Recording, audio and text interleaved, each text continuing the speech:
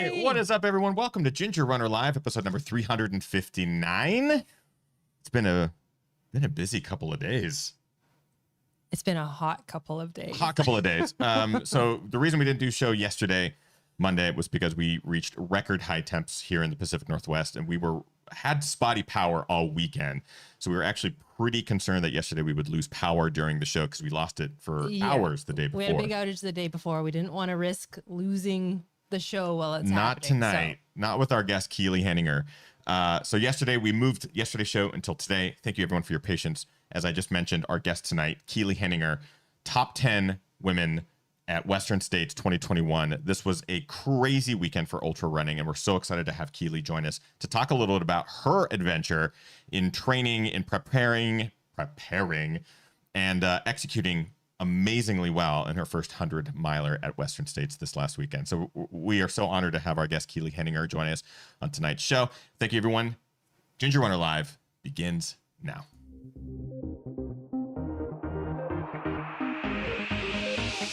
Ginger Runner. Yay! Welcome everyone to Ginger Runner Live, episode number 359. Thank you for taking a little bit of time out of your busy Tuesdays and spending a little bit of it with us. Yes, I said Tuesday, because as we mentioned there in the pre-show, yesterday was a little too hot here in the Pacific Northwest to do anything with electronics, lights, without having air conditioning. It reached 111 degrees here, which felt like 118, I believe. And now we're at a nice, cool 91. Which legitimately feels incredible, but on a normal summer or anything is like an all-time high. Yeah. So bear with us. If for some reason the electronics crap out tonight, it is because of the heat. It is not because of anything other than that. It is uncharacteristic. The show tonight we're excited about because over the last few days we've got to sort of bask in the afterjoy of the incredible 2021 Western States 100, the Super Bowl of ultra running, as people were sort of calling it this last weekend. Our guest Keely Henninger is joining us here in just a second. She placed top 10 females at the Western States 100 in her debut 100-mile race. Debut 100. Just wrap your brain around that. Her first time running the distance on such a big stage amongst what was talked about as being one of the deepest fields in the race's history. I know every year everyone talks about how deep the field is, but this year was truly admirable. There's just so many talented athletes out there, both on the male and female side, and it is just awesome to have Keely join us tonight to talk a little bit about the preparation, the execution, all that sort of stuff around the race. But of course, before we introduce our guest, we have some a little bit of business to take care of at the top of every show. It's not just myself. It's not just our guest. We also have the wonderful Kim. Hi. Hi. How are you? Good. Hi, everyone. Staying cool? Nope. You always are. Oh. I mean, yes. Yes. Hi, everyone. Kim Tashima Newberry here. Welcome. If you're new, say hello in the chat room. If you are a regular, also say hello in the chat room. We'd love to hear from you. Because we are live, we'll be bringing Keely on in just a second. So if you have questions for Keely, please ask them in the chat room. And also, we want to make sure that we give a big shout out to our GR crew. It is because of them that we're able to do these live shows every single week. We also do daily live shows. We have like a Ginger Runner book club, a trivia nights every week. It's a lot of fun. The community is fantastic, and you too can join the community and help us do this and help us do everything here show-wise and review-wise and film-wise. Just go to patreon.com/thegingerrunner. That's it, and there's different levels and tiers and stuff like that with really awesome perks, and we would love for you to join. We have a couple individuals at that top tier that we like to shout out at the beginning of every show. Brian Sands has been a longtime supporter, truly inspiring individual who ran his first marathon, his first 50K. Last year ran his first 100-miler. It was a DIY project. But Brian's been a longtime supporter and truly inspiring individual. So shout out to you, Brian. Thank you so much for all that you do for this community. Rick Bjarnason and his company cheekymonkeymedia.ca. They're a web design company, a web maintenance company based out of British Columbia, Canada. But Rick himself is an ultra runner, and he's preparing for the Sinister 700-mile race, which is coming up here pretty soon. And we just want to give Rick and Brian a big shout out at the top of every Ginger Runner Live. Thank you so much, gentlemen. We appreciate you so much. All right. I think we need to get to our guest. She's waiting patiently. We did wake her up from a post 100-miler nap. She is joining us for the show. Very well-deserved nap. I'm like, we should just let her sleep. Yeah. So we appreciate her taking the time, but she's honestly one of the coolest people that we have the privilege of knowing. Keely Henninger, everybody. Yay. How are you, Keely? Hey guys, I didn't know you were going to tell them about my nap, but that's fair. To be honest, we're quite jealous of the nap. I think, one, you deserve it. You deserve all the sleep in the world. But also, I'm like, I would love a nap right now as well. Let's start there. How are you feeling? How are you recovering now? Just a couple of days. It wasn't like days ago. It was pretty recent. You finished Western States.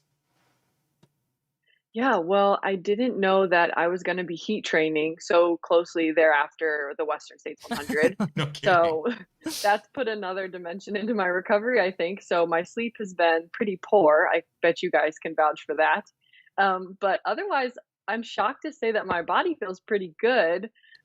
Stairs the second day were very challenging. I kind of put my hands on the ground to get down them, but now I'm walking relatively decent. A lot of people at work today commented on how well I was moving. So either they were being very nice or at least I'm walking relatively normal. So overall, I can't complain about the recovery. It's going pretty well. Yeah, it's pretty crazy how hot it is here in Portland right now. I I can't imagine what you had to train for and endure at Western States. I mean, we've been there a number of years to document it, and to crew and all that sort of stuff. And it is hot. I mean, it is always hot. It is notoriously hot. Getting down into the canyons, it's even hotter. I can't imagine running in that heat. You know, it was one of the hotter years, I believe, fourth hottest year, something like that on record. And then to come back to Portland where it is hotter. It's normally you would come home to Portland and be like, oh, This is refreshing. refreshing. What was that wall like when you hit it when you got out of the plane or the car or however you transported yourself? What was it like hitting those temps? Um, yeah, I feel like it was out of the car and it was almost like I kind of just wanted to cry because I thought that Oh, I thought I'd finished all my heat training. I'd been doing so much sauna and running in long sleeves and running in the heat of the day and then just did Western and I was like, sweet, it's gonna be so cold and it's gonna feel lovely. And then someone's like, wait, you're going back to Portland. Do you know that it's 117? And I said, oh, no. And so, yeah, it kind of made me really sad.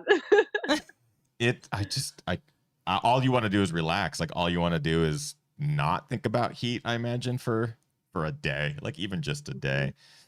I do want to sort of backtrack a bit because I know that we could talk about the heat and talk about the race right away, but talking about your training and your resume, you know, we've had you on the show before, but the last year has obviously been a unique one and a challenging one for so many people, not just in the running space, but specifically with running athletes in training and racing and preparation, not knowing when races are going to happen and stuff like that. So for you over the last year, what was that like, both from a physical standpoint, keeping up with training, trying to train? Is it something that you're even able to invest in? And then from a mental standpoint of being able to dial in for this type of race and stuff like that, kind of take us through the Keely mindset and stuff over the last year. Yeah, so I'll go back even a little farther than a year, I guess. And so probably last March when we started lockdown, I found myself kind of in this like mental turmoil state where I wanted to continue training because I all of a sudden had more free time and I was stressed about the state of the world. And so that kind of snowballed into training a lot for no real direction, especially Mm. since races started getting canceled. However, I soon found myself to a place where I was kind of happy there were no races and acknowledged that there were no races and that it was maybe a time that I could just start to take a couple months down and start to listen to myself and just give myself a rest that I haven't gotten for a long time. Right. Um, I don't know if you remember, but in 2018 I came off an injury and I feel like that injury was due to a lot of like very much overtraining and stuff like that. However, I didn't take a ton of time down from the injury. I kind of used it as a vesicle or a vehicle to like start training a ton in different ways while I was waiting for it to heal and then just started training as crazy as I could as soon as it healed, right? Yeah. And I never got a break. And so come into the summer of last year, I ended up just getting a really gnarly sprain in my ankle from a pretty bad fall on a run that turned into a break. And while that sounds awful, it made me stop running for a while, but it was lovely, and then I just kind of prolonged that no running time for, like, 3 or 4 months, Hmm. and really just milked it until my mental status was back, and I felt that I could start training again really healthily, as well as had a really good drive to train. Hmm. Um, and so then, yeah, going into Western, like, obviously I started training back in the fall again, and my drive to train was just so high, and my appreciation for my body was so high, and I was just so grateful to be training again that the journey was actually really fun. And I was able to start like playing around with different kinds of training that really like optimized my work life balance and kept me happy and just like really motivated to keep training. And so the build up to Western was hard, but I enjoyed every minute of it. I love hearing this because I feel like we've been talking more and more about injury just amongst us. Like I Mm-hmm. had a 3 month injury that took me out for a while. You're in the midst of one right now that's taking you Yeah. out for a number of weeks at this point. It's we have friends at high levels of running and throughout our running community that are also dealing with injuries at the same time. And it's been sort of this consensus recently. The mindset around injuries, I feel like, is shifting a bit where people, rather than like, of course, there's disappointment and there's sadness around an injury, but there's also almost a sense of opportunity in some cases. Almost like people are relaxing into the fact, okay, I do have to take a step back from running. That's okay. I'll be able to get back to it. Maybe it's because we're getting older or something, but it's refreshing to hear you say that this sprain may have potentially led to more of a positive outcome. Do you feel that that's sort of what happened? Do you feel like it was a blessing in disguise, so to speak? I think so. Yeah, I think the sport allows it like the sport really lends itself to racing all the time and pushing ourselves through injuries and through all of these things without really like taking time to step back and be like, am I actually ready to start training? Mm, So normal injuries I would get and I would use it as I would be so upset about it. And just as soon as I was cleared to go train again, I would start training again. I didn't ask myself if I was mentally ready to start training again, physically ready to start training again. And I think this sprain, because of the timing of it, where it happened in a season where there were absolutely no races, it actually allowed me to think a little bit more into the future and give myself a little bit more time with recovery and actually ask myself like, am I ready to train again? Is my body and mind ready to train again? yeah. And I think that was really special. And I don't think it's necessarily something we need to do just when we have a pandemic and have all of this extra time. I think if we get injured, our body will need a break, and so we should try to use it at least as a little bit of a break if our body truly does need it. And yeah, I agree. I think the mindset and the messaging around this is really changing, and that really excites me in the sport because I think we can all be really like type A runners and really like motivated and driven and not want to like accept faults. And I think that this narrative around injury being like okay and being something we're talking about so that we're starting to address them and maybe promote a healthier way to train so there are less injuries, Yeah. like that to me is awesome. I love this conversation. Yeah. I feel like we've been having it more with friends, and Caitlin German is a perfect example. Someone who we know is going through injury right now, but she's Mm-hmm. had this new outlook on it as well. And again, it's refreshing to hear you talk about it, Keely, not only from a physical standpoint of an injury causing a setback, but from a mental standpoint Yes. of allowing yourself grace to sort of go, do I need to be pushing through this injury? Or when you get that okay from the doctor, do you need to get right back to it? Like, is your mind ready for it? I love that this is a part of the dialogue now because I know it's difficult to talk about it in that sense. You're right in the sense that the sport is so a personality, drive, work hard, put in the miles, show your workout, show your week mileage goals and all that sort of stuff, and show that no matter what, you can work through adversity and represent and perform. But there's certainly something to be said about what we're doing is kind of crazy. Like the amount of miles we're putting in, these races, these distances, these heat elements. Another It's a thing I lot. think, yeah, another thing I think what triggered in my mind when you were talking about the mental side of aspects of coming back from an injury is a lot of time we're talking about how, running 100 miles, it's not only physical, it's mental. And we're always talking about mental game when it comes to actual race day. But there's not a lot of conversation as far as the mental side of things coming back from injury and how important that is as well. Yeah. So kind of Mhm. talking about the mental side of it, you hadn't run this distance before, especially on a stage like States. So we'll dig into a little bit of the training here in a second, but I'm really curious how you had to approach things differently from a mental standpoint because of the distance, the unknown, the challenge, the competition. How did you approach it?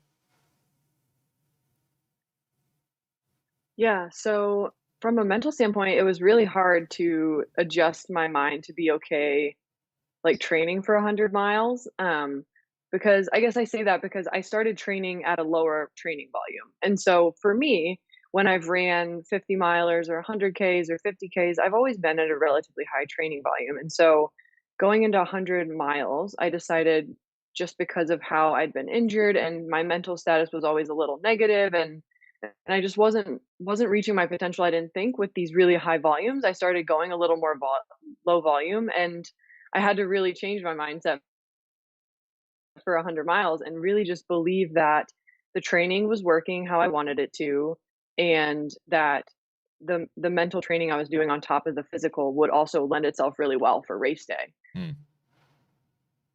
Sorry if I'm cutting out. My computer's getting a little hot from the Pacific Northwest weather as well. That's okay. There's some little fluctuations and drop, but I'm as we trying to talk, do a little fan underneath. yeah, if you need, get an ice pack or something to just stick it under there. Totally normal right now. So yeah, just let us know if you need us to repeat a question or something like that. But so Okay. far so good. So far so good. Sorry.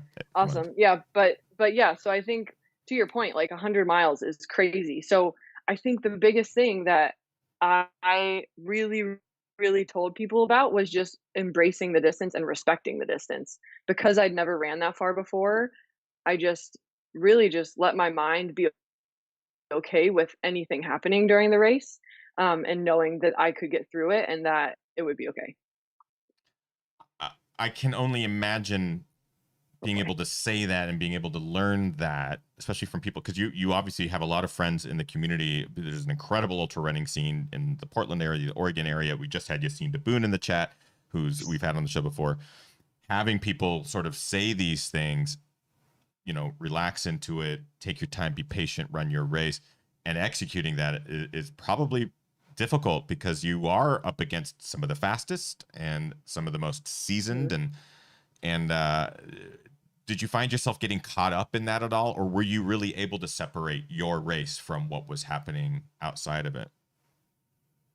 Yeah, I knew that was gonna be my biggest challenge, so I talked to my coach and my partner about it a lot, and so I was told by them a lot to just start out slow, and then even if I thought it was slow, to go slower, and then Mm, even if I thought that was slow, to go slower because I'm used to these faster, shorter races, and I love going out fast, so I think I started the race just trying to stay really calm. That was my key word of the day for, like, the first 100K was just to run really calm.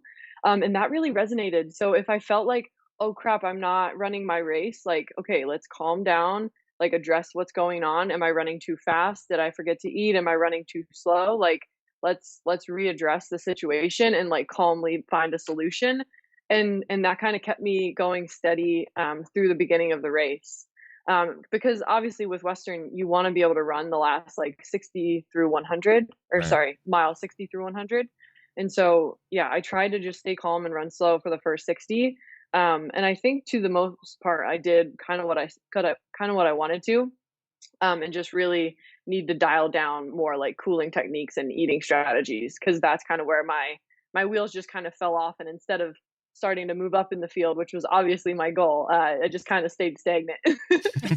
But It's Nothing like staying stagnant in the top 10. yeah, staying stagnant in the top 10 is still That's not saying so a bad. lot. Yeah. But we'll get into some of that specifics because man, it was mhm. super fun to watch from the outside. We do again want to remind everyone that we are live with Keely Henninger talking all about her Western States 100 this last weekend. If you have any questions for Keely throughout the show, drop them into the live chat. Kim will pull them aside. You already got a bunch.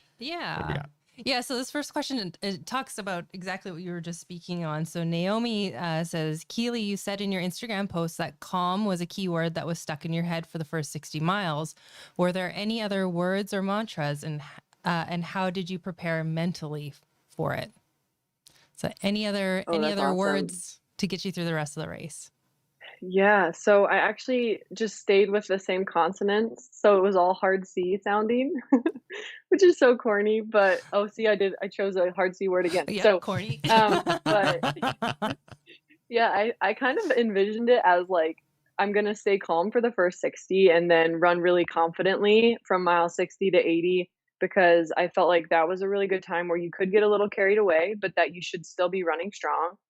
And I was running with Miss Rachel Drake, who is like someone who's the most confidence inducing person in the whole wide world. And so that was a word that really resonated with me there. And then the end was crush it because I feel like you were going to feel so awful, but that you really could just kind of start to try to dig deep and just crush it in whatever that means at that time, right? Mm. And so if that means running a 13-minute mile on a flat road, then that's crushing it at the time. But yeah, training for it actually was really cool because my coach Tyler had me do 3 really big runs that were indicative of parts of the terrain of the course. And each day was kind of indicative of like a section in the first 60, a section in the middle 60 to 80, and a section in the last 80 to 100. And I kind of channeled those words during those training runs. And so that kind of prepped me for the day. Now, obviously, my fatigue in my legs at mile 80 was much more vast than the fatigue in my legs during the training run where I tried to simulate Sure. 80 miles, but it really did. It really helped me with the mental game. And I don't know about you guys, but I didn't think about dropping that race once the entire race.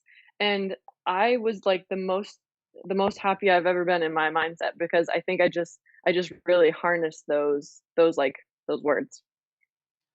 I love it. That's awesome. Calm, confident, and crush it. Basically, not only divide And corny. and corny, but divided almost into like sections. We do have Rachel Drake in the chat right now as well. Rachel Drake, who I'm sure we'll talk about here in the second half of the show, just because she paced you for a good chunk of this, and she's an incredible runner herself, Yeah. and has done incredible things. So it's an honor to have you, Rachel, in the chat. And I'm sure we'll chat about you and your amazing pacing, because she also did double pacing duty. It was a little, yeah. She didn't pace twice. She only paced Keely, but The last mile with Tyler? she was running with Tyler the last mile, and I think when we saw that, we were like, Rachel is everywhere today. Yeah, like, how did she get from? We just saw like photos and video of her with Keely, and now she's over here. It's hard to do on the Western States. That is a very difficult challenge, both transportation and run wise. So, okay, I do want to talk about the training because you mentioned it a little bit there. And specifically with states, we knew it was going to be a hot year. Some of the training that you shared on Instagram and stuff, the videos, the lines that you were doing looked intense, obviously very exposed, very hot, a lot of climbing, a lot of repeats on climbs.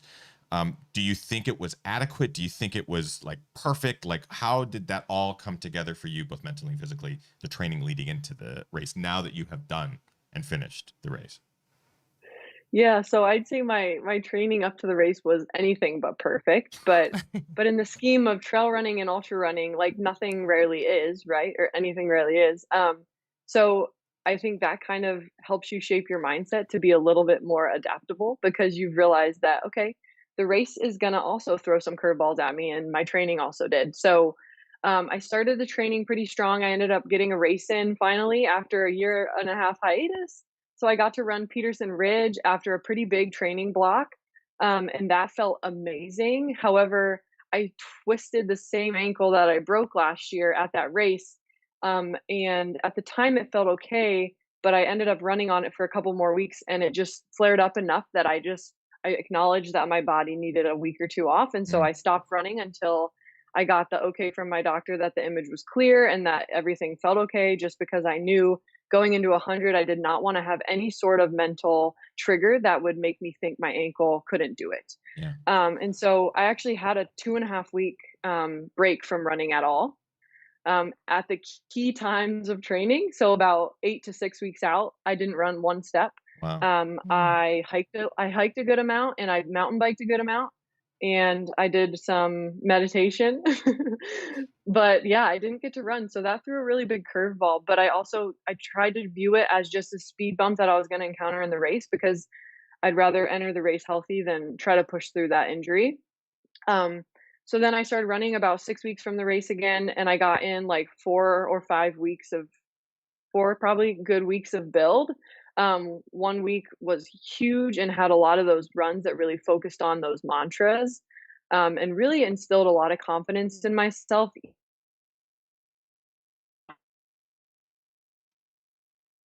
a little- Volume or even what I wanted it to be going in. So We got you back. We got you back. You're good. did you okay, you got me back? Yep. Okay, cool. Where did I drop off, or are we still good? It was the last, It was just a very tiny little blip. maybe the last 5 Oh. seconds of that sentence. Yeah. Yeah. Okay. But yeah, so basically I feel like my training was not perfect, but going into the race, I had a lot of confidence just from the hard training that I did do. And so that instilled a lot of confidence in me. And I knew that 100 miles was something I'd never done before. And so I just had to stay mentally strong and just believe in my training. Because if you don't believe in your training, then there's no point in going out there. And the one thing we talk about on the show is, the race is sort of the celebration of all the training. And following what you did in training, I mean, I know that we were just getting bits and pieces on Instagram and stuff, but I remember seeing some of these workouts and just going, oh man, this is like, it's hot out. You're getting the exposure that you need, the UV exposure. So it's going to kind of replicate what States will do. And it's like, damn, she's getting dialed for the race. I was like so excited to watch Keely at the race. So I'm ready to talk about the race itself and how it sort of played out for you, because again, as a spectator, as a fan, and following the tweets and following the ultra live net and stuff like that only tells you a part of the story. Early on, was the race, did it take off really fast? Was there any moment where you went, I cannot get caught up in that? Like, did you have that sort of conscious decision to...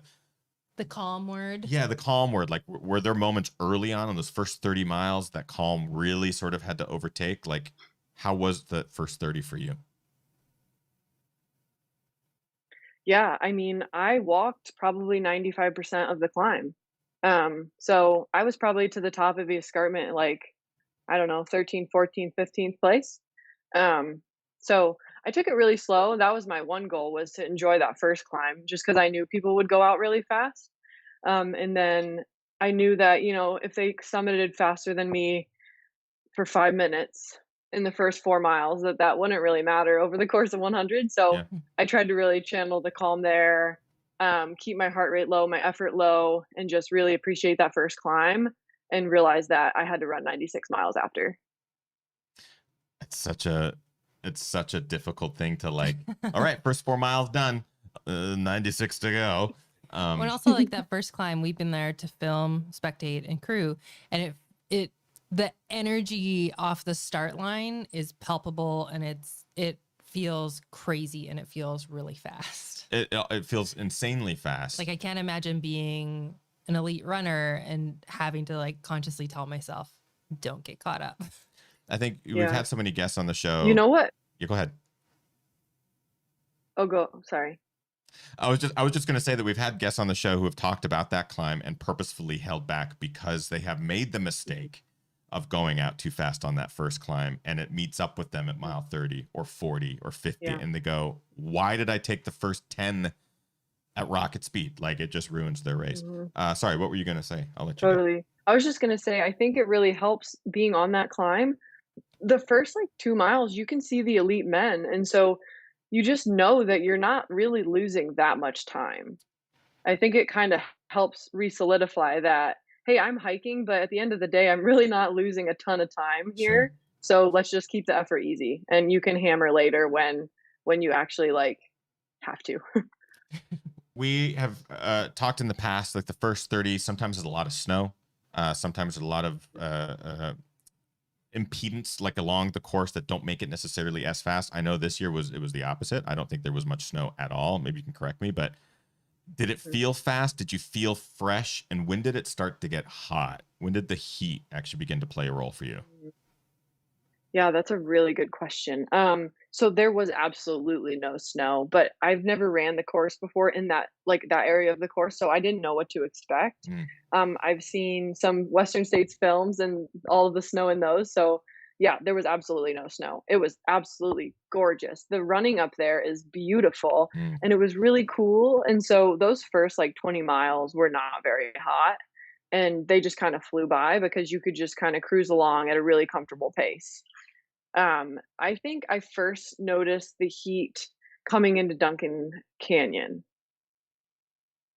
And yeah, go ahead. And that was about mile 38. Mhm. Um, and that started feeling relatively hot. And so I started to get cooled down then. But then I'd say the biggest part of the heat obviously was the first canyon climb. Then it was just starting to get hot, and you're going up a really steep climb. And so that's when I just realized, okay, it's going to be a hot day. But it still didn't feel as hot as a lot of my training runs at that point. Sure. So I didn't overthink the cooling yet. In retrospect, maybe I should have started prematurely cooling even more just to really like offset that later heat. But based off where had been running a lot of my training runs, it didn't feel that hot. And then I would say the really, really hottest part was near the river. So like around mile 65 to 80, running with Interesting. Miss Drake was probably the hottest. And that was really hot. When you roll into Robinson Flat, when you roll into Michigan Bluff, you see your crew, you know, they're there, they're ready for you. Did you have a strategy in mind beforehand of, you know, like NASCAR style, like I need the ice bandana, I need this, I need that? Or was it much more, hey guys, I'm cool, let's kind of feel it out, give me a couple of those calories? Like, what was that like? Yeah, so that's one thing that my partner's already taking notes on for next year.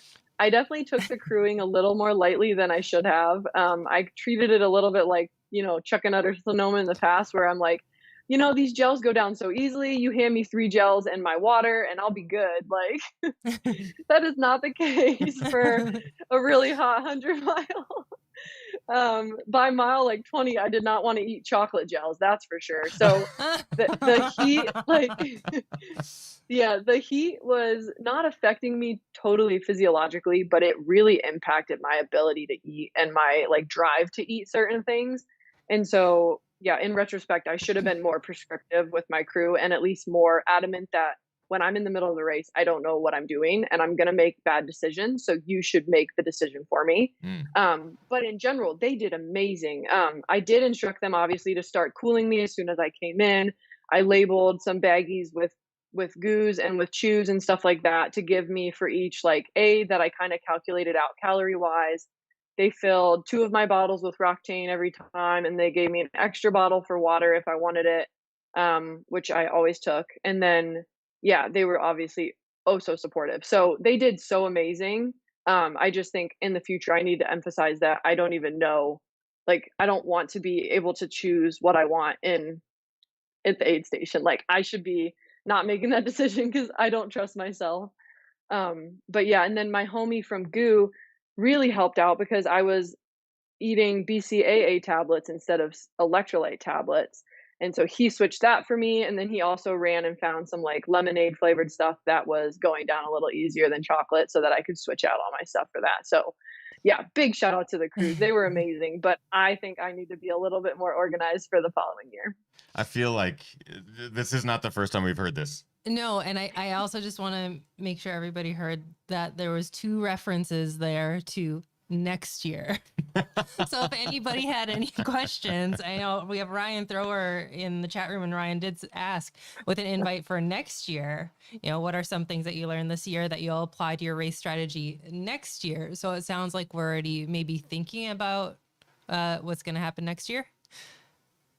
Oh yeah, absolutely. I'd say I crossed the finish line and Craig Thornley gave me the medal and said, "You're coming back next year." And I looked at him and said, "No." But then as soon as I woke up the next morning, I was like, "Yeah, I'm going back." Like there's just it was so amazing, and there's so much that I did correctly and wrong, and there's so many things I learned, and I understand the magic now, and it's just something that I want to experience again and also be able to give another try at.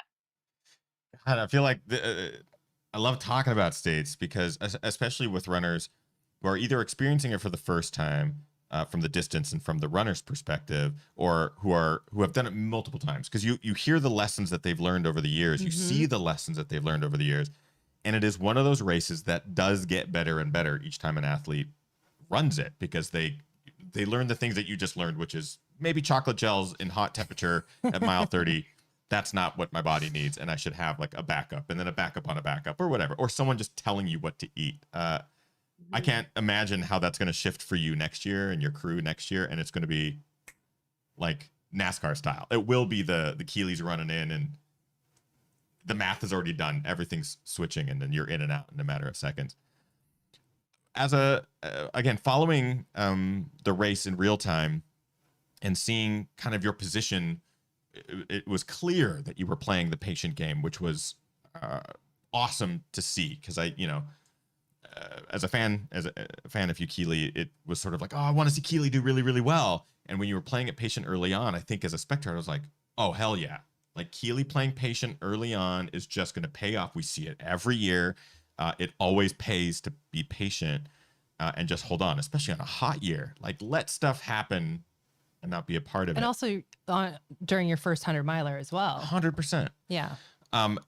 What were the toughest parts for you? Because I know that later in the race, it did start to shift a little bit, and I imagine you were hitting some roadblocks and some challenges along the way. What were those challenges, and how did your pacer or crews sort of help you get through those roadblocks, over those hurdles? Yeah, I'd say my pacers were absolutely incredible at getting me through the hurdles. But I'd say they kind of started with my lack of nutrition going in to pick up Rachel. I think I started at a bit of a hole there. But with her energy and her encouragement, like we ran pretty solid for the majority of the race that she ran me with. So 20 miles, we ran probably 15 of that pretty solid.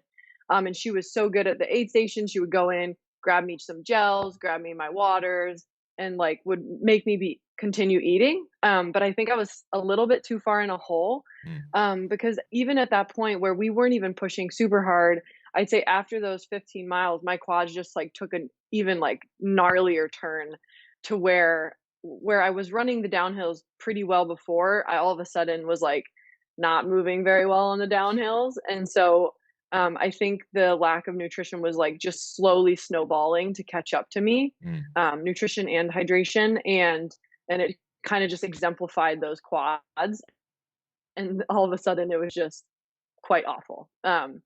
But yeah, and as soon as I got handed over to Danielle, like she was also lovely and we took off, and like she was so patient and just kept me moving. Like we ran most of that last section. She didn't let me walk, but we weren't moving super fast. But that was one of my goals, was like to be able to say that at Western, regardless of what happened, like I pushed and was able to like, run for the sake of the word for most of the race. Did you feel any um pressure, like competition or like chasing or being chased or any of that? Oh, absolutely. Yeah, I'd say once the wheels started falling off a little bit at like 75 to 85, I definitely was more concerned with people behind me. Whereas before that, I was more concerned with everyone in front of me and I was thinking about how to catch them, which is not a great mindset. I think that's something that would be good to work on too, and think about how to really channel that. Is if you do start feeling bad, is to how to keep that mindset looking forward instead of Mm, back, because I think artificially you start to slow down more when you're scared a little bit. It's just not a fun feeling. You get a little more stressed. So yeah, I definitely felt pressure from behind. I knew there were so many solid women running, and so I knew that they could catch me at any point, right? Because any one of those women could have been all of a sudden running 8-minute pace, and it wouldn't have shocked me. They're all right. so Hmm. phenomenal. So yeah, I was definitely running really scared. And just tried to stay at least somewhat calm and just moving so that I wouldn't get picked off by everyone. So just a couple of things. Yeah. Keely mentioned her second pacer, Danielle Snyder. So if you are a frequenter of Ginger Runner Live, we've had Danielle on a couple of times. She's an incredible athlete and human as well. I got a great question from Deb Runs Far. Deb says, with such a strong women's field, was there a point in the race where you felt confident in finishing in the top 10? Yeah, I mean, I don't want to say this and sound kind of like an arrogant asshole, but I felt confident of being in the top 10 the entire race. And I don't know if that was like warranted or not, but that was my B goal. If I didn't get into the top 3 or 5, I wanted to be top 10. And so, that was my thought the entire time. But yeah, by the end of the race, there were parts of me that were like, "Oh my gosh, am I gonna be able to hang on long enough to get into the top 10?" And I just tried to push that thought out of my mind and just keep moving instead of focusing on that thought. But yeah, absolutely thought about it a little bit, but the whole race I definitely wanted to be and thought I could be in the top 10. What a good question. Because what a cool thing to sort of find out.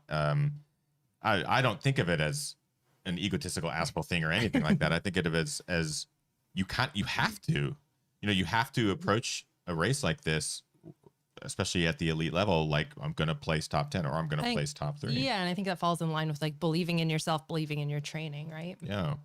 And I know the mindset shifts I imagine from 8th place, 9th place, 10th place, 11th, and 12th, like those 4 or 5 places, it is like raw racing because you're either being chased or you're chasing down. And I can imagine there's some mental play there, just having seen and experienced that every year for the last like 5 or 6 years at States. It's such a cool thing as a spectator, but I can only imagine the stress that it causes the runners. Maybe let's get to 1 or 2 more live questions and then we'll go into our after show. Just really quick, a comment from Angela, and I echo Angela's sentiment here. Angela says, confidence is not assholery. So inspiring to hear confident women speak and run. And I 100% agree with that, Angela.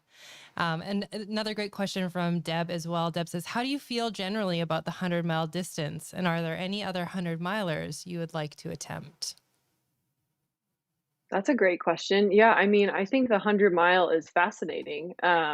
It's one of the hardest things I've ever done in my entire life, but also one of the most beautiful and most like amazing experiences I've ever had. So I'm infatuated by the 100-mile distance. Now, I don't feel this urge to go race 100 miles all the time.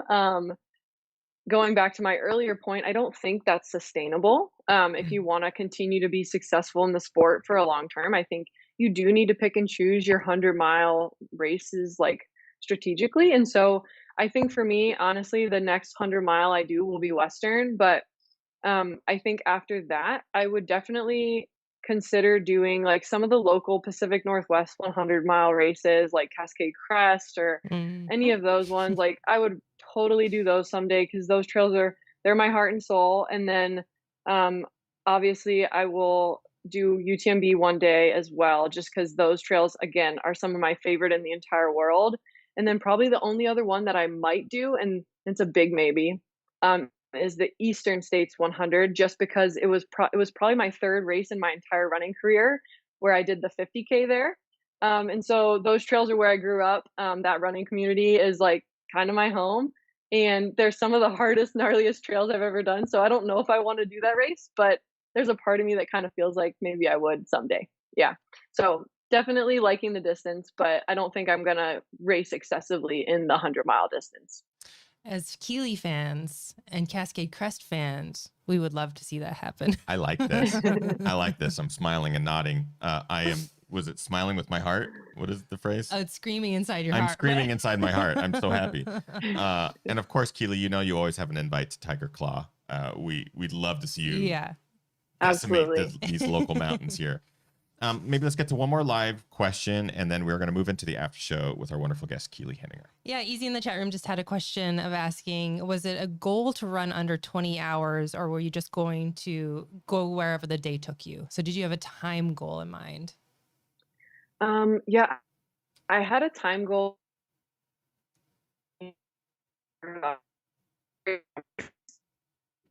Like 16 hours, which was very ambitious for my first 100, but it was my very much my A goal. And then I'd say from there, it was like between 18 and 19. And then I think where I ended up was just where the kind of the day took me. But then there was a part of me that was kind of checking my watch and realizing that if I kept being a baby, I wasn't going to make 20, so that I should just suck it up and start running a little bit faster than 13-minute pace.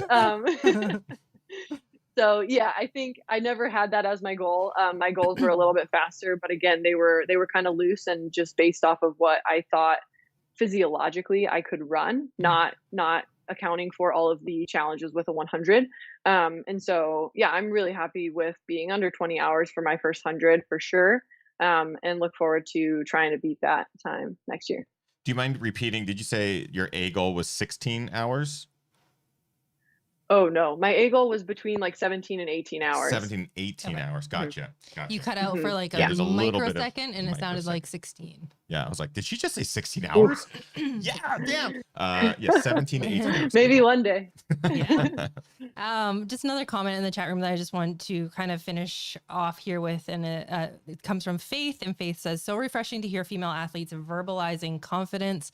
And I have to say, I think we say it every year, like the women's race is the one to watch, the women's race is the one to watch, and I personally feel like it usually is the race to watch. I enjoy seeing what the elite men can do, but for me, my heart is watching what the elite women can do. This year was exceptionally special. We had 3 women finish in the top 10, 15 women finish in the top 30.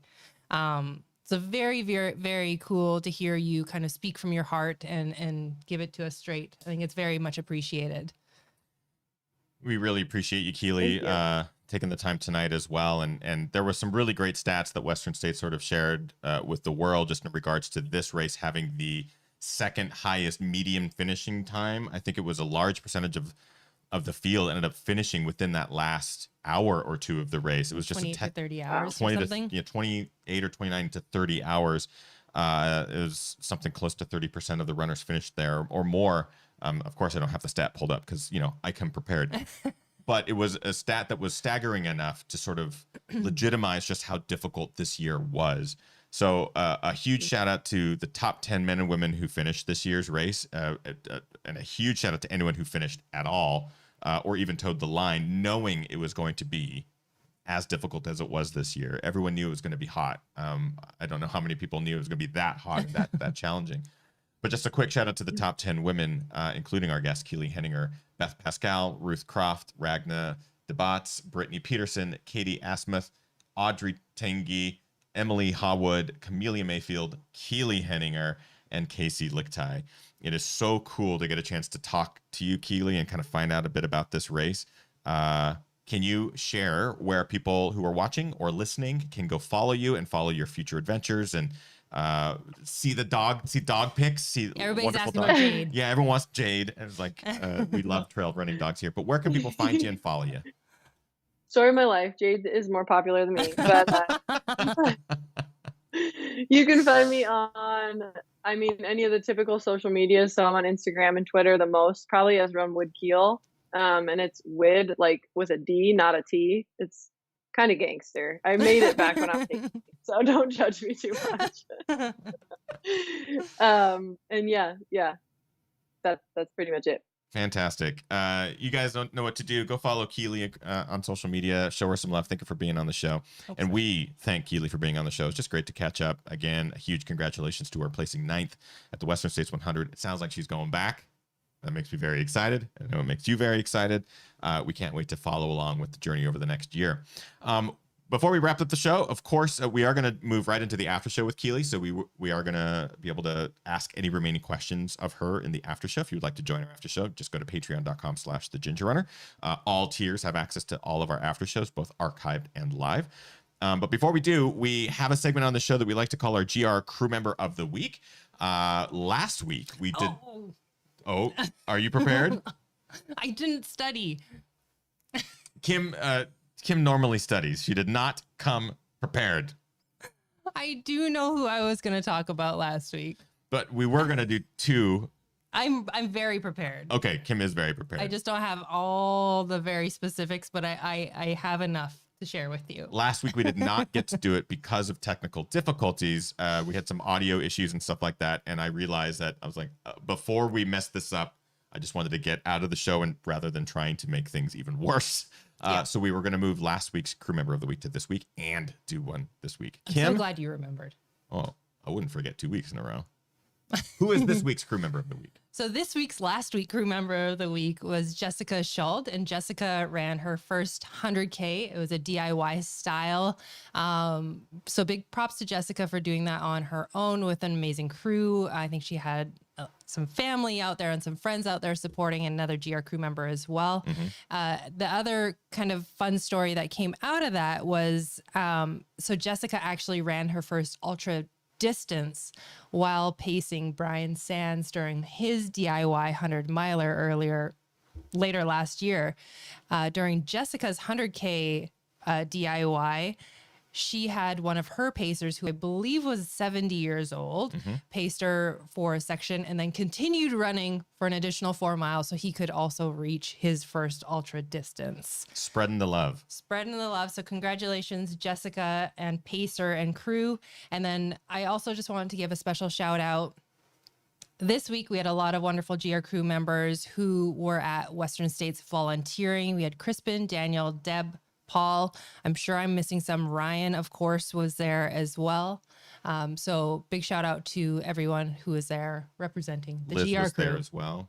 Yeah, there's some amazing volunteers. Thank you, everyone who was at States and even just representing the crew in any capacity. It was a lot of supportive people out there for one another. It was just wonderful to get the feedback from people who were on the ground.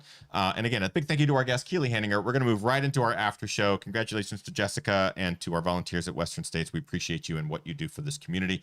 Thank you. If you would like to join the community, you know where to go. Thanks. And we'll see you next week for more fun. Hopefully it's not as hot.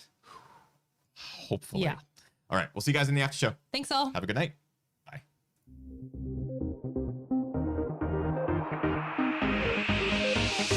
Ginger Runner.